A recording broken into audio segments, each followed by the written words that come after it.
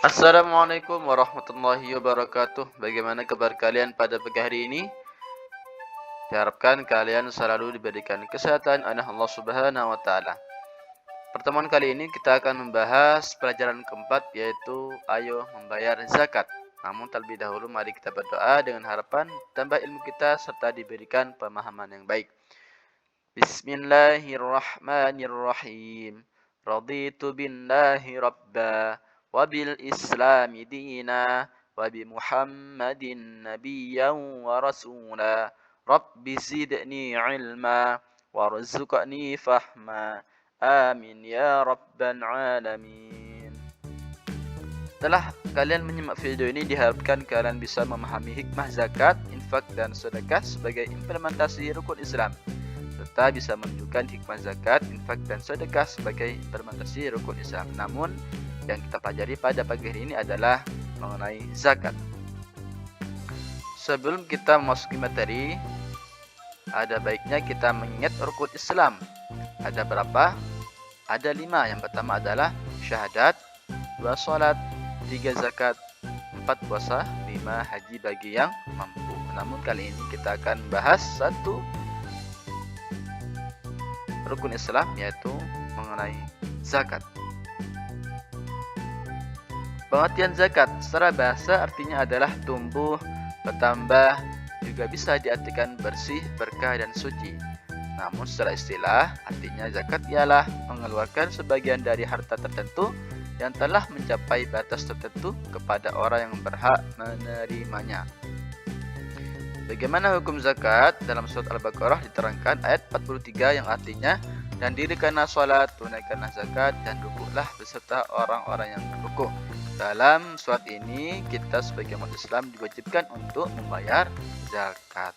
Juga diterangkan dalam hadis riwayat Bukhari dan Muslim yang artinya Rasulullah SAW mewajibkan zakat fitrah 1 sok kurma atau 1 sok gandum atas umat muslim, baik hamba sahaya maupun merdeka, laki-laki maupun perempuan, kecil maupun besar. Beliau Rasulullah SAW memerintahkannya dilaksanakan sebelum orang-orang keluar untuk sholat. Dalam hadis ini juga diterangkan bahwa semuanya, baik perempuan maupun laki-laki, baik hamba sahaya maupun merdeka, bahkan maupun kecil maupun besar, mereka diwajibkan untuk menunaikan zakat sebelum orang-orang keluar untuk sholat.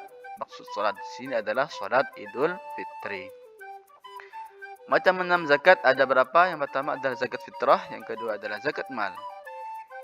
Zakat fitrah adalah zakat yang dikeluarkan pada saat menjelang hari raya, paling lambat sebelum sholat Idul Fitri, dengan maksud untuk menyenangkan kaum fakir miskin saat hari raya, dan hukumnya adalah wajib.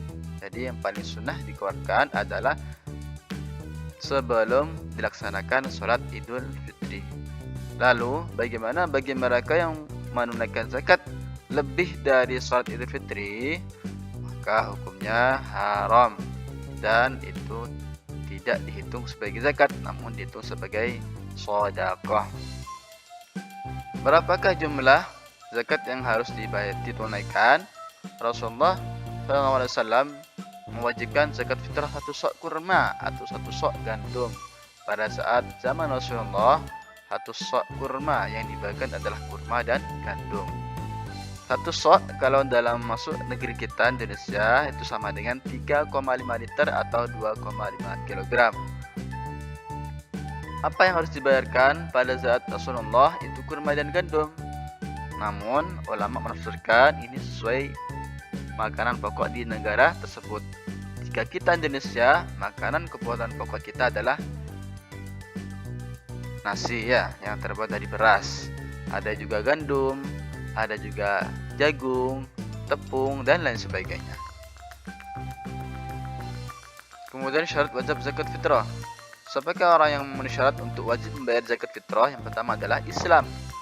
Sudah pasti orang non-muslim tidak wajib membayar zakat. Yang kedua adalah memiliki harta yang cukup, artinya dia sendiri dan orang menjadi tanggungannya seperti istri, anak, dan lain sebagainya memiliki harta yang cukup untuk dimakan pada saat hari itu sampai malamnya. Yang ketiga, orang itu masih hidup sampai akhir Ramadan. artinya juga disebutkan menemui waktu-waktu di antara bulan Ramadan dan Syawal walau hanya sesaat. Jadi misalkan jika ada bayi yang lahir pada saat malam Idul Fitri, maka dia tidak wajib membayar zakat. Mengapa? Karena dia tidak masuk pada akhir bulan Ramadan.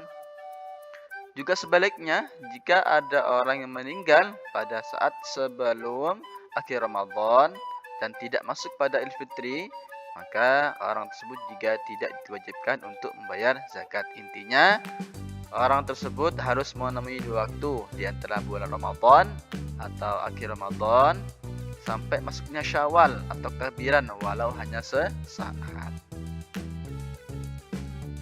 Kemudian yang kedua adalah zakat mal. Zakat mal ialah zakat yang dikeluarkan untuk membersihkan harta yang dimiliki seseorang yang diberikan kepada orang-orang yang berhak menerimanya.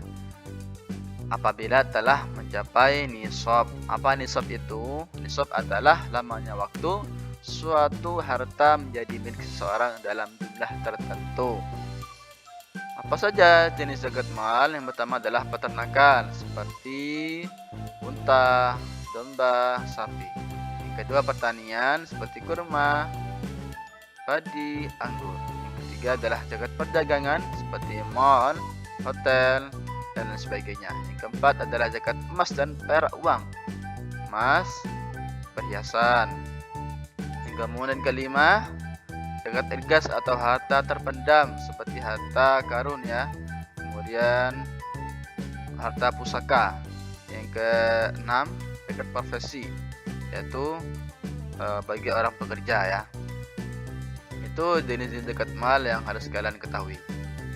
Berapa jumlah nisab yang harus mereka bayarkan? Yaitu 2,5% dalam mencapai 1 tahun. Jadi misalkan anak-anak, jika seseorang muslim memiliki 85 gram emas selama 1 tahun, zakat yang harus ia keluarkan itu 2,5%. Jika harga emas 1 gram itu sama dengan 400.000, maka nilai nasabnya adalah 85 gram dikali 400.000 sama dengan 34 juta. Jadi berapakah zakat yang ia harus keluarkan? Jika dalam setahun dia memiliki jumlah 34 juta, maka zakatnya yang harus dikeluarkan yaitu 2,5% dari 34 juta, yaitu Rp850.000. Jadi dia hanya mengeluarkan Rp850. Siapakah yang memenuhi syarat wajib zakat mal? Yang pertama adalah pemilik harta adalah orang Islam. Yang kedua adalah pemilik harta telah baligh dan berakal atau tidak gila. Yang ketiga, harta tersebut termasuk dari jenis-jenis harta yang wajib dizakati. Yang keempat, harta tersebut telah mencapai 1 tahun. Dan yang kelima, harta tersebut milik sendiri. Alhamdulillahirabbil alamin. Sekian pertemuan kali ini anak-anak, semoga membawa manfaat bagi kalian. Kurang lebihnya mohon maaf. Wassalamualaikum warahmatullahi wabarakatuh.